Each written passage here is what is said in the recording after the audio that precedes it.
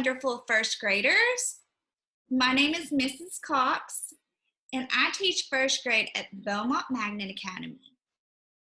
Today we're going to review Tennessee state symbols. This is part of our KCS at home. Before we get started, if this video is hard for you to understand, there's a couple things you could do to help you. You could turn on the closed caption if it's available. You could adjust the video and slow it down. You could watch it in short clips. That way you could pause it, listen, and then go back and watch it again. Or you could ask someone in your home to watch the video with you. That way you could stop it and talk about what you've heard to make sure that you were understanding it correctly. Last time we were here, we were talking about Tennessee state symbols. And we talked about state bird, state wild animal, and several other symbols. Today we're going to go back and review those symbols and then talk about a new task that we're going to be doing today. We started by defining what a symbol is. Symbol is something that will stand for something else. We talked about how a stop sign is a symbol that we see on the road. We also talked about maps. A blue wavy line might be a symbol for water. Tennessee has lots of state symbols. The state flower is the iris. If you remember back, we talked about how the iris became the state flower in 1933.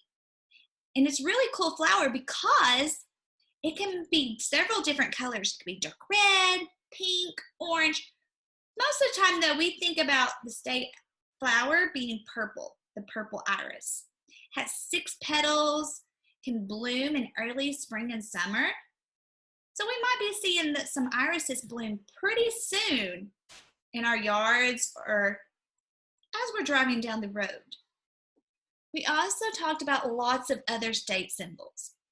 Our state tree, the tulip poplar, became our state tree in 1947.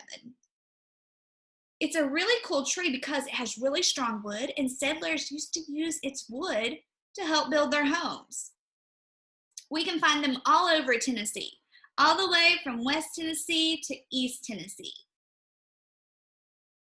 Our state bird is the mockingbird, and it's so cool because it can copy the sounds of other birds, and it sounds like it's making music.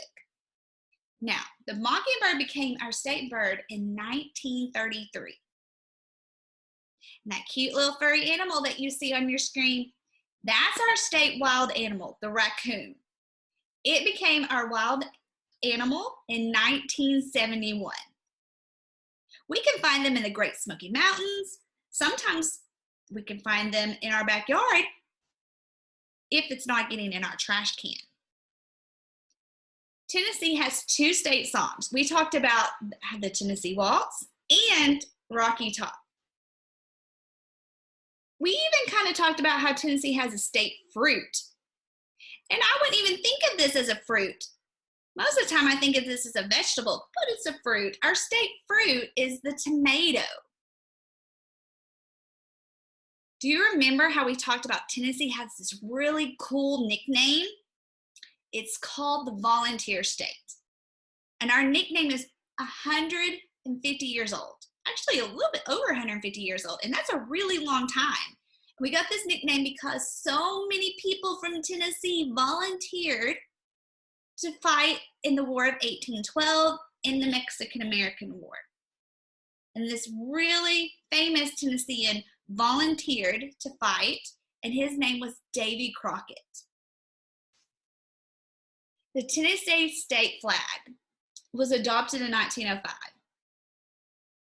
You can see the Tennessee state flag has a big red rectangle with a stripe of white and blue on one side. Inside that blue circle in the middle is those 3 stars. We talked about how those 3 stars can stand for the 3 parts of Tennessee, or the 3 grand divisions. Do you remember what we said they were called? Yep, that's right.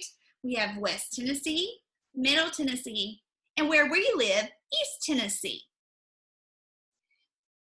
So now that we have reviewed our state symbols, we're going to talk about our task that we're going to be doing today. Last time, you drew a picture of the symbol inside the state of Tennessee, and then you wrote sentences about it. So we're going to expand upon that and make ourselves a poster for one of the state symbols.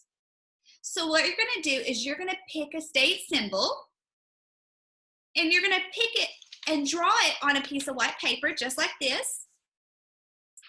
So I'm going to show you my example. I picked our state wild animal, the raccoon. So I drew my picture of my raccoon right in the middle. Notice how I didn't draw a little tiny picture. I drew a big picture. And at the top, I labeled my poster. I wrote state wild animal, raccoon. So if you pick the state bird, you could write state bird, mockingbird. Or if you pick the state tree, you could write state tree, tulip poplar. Around your symbol, you're going to write some facts about that symbol. So for my raccoon, I wrote, eats fish, is found in Tennessee, it's a band of black hair around its eyes, so that's a great characteristic of it. Another one is it climbs trees, and I also wrote that it became the state wild animal in 1971. So those are some facts that I know and have in my background knowledge about the state wild animal, the raccoon. There's other things I could have added to it. I could have been a little more specific and said it might be found in the Smoky Mountains. So you're going to pick your own state symbol. You can go back and think about what symbol are you going to pick. Remember we talked about the state bird, state wild animal. We even talked about the state fruit.